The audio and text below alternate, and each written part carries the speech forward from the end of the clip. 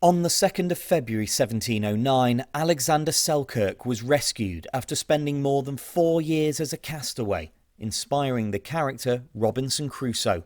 Welcome to History Pod.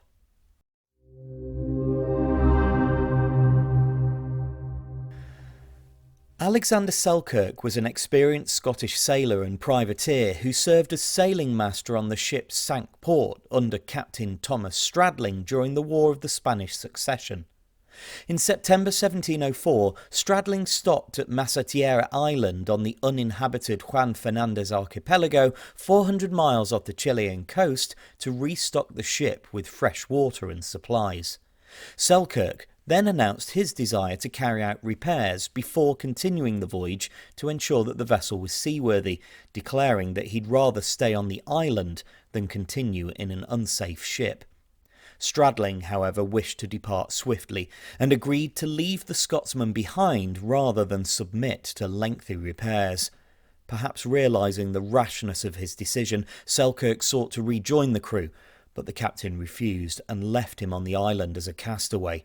He was provided with a musket, a hatchet, a knife, a cooking pot, a Bible, bedding, and limited clothes.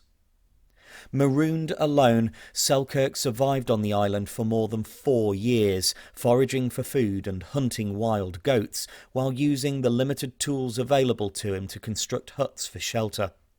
Although 2 Spanish ships did anchor during his time there, he hid, as his fate as a British privateer would have been worse than remaining alone on the island.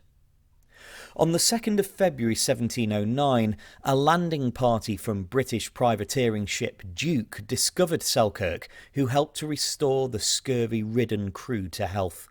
The captain, Woodes Rogers, made him second mate and penned an account of his survival that captivated the public imagination and went on to act as inspiration for Daniel Defoe's novel Robinson Crusoe.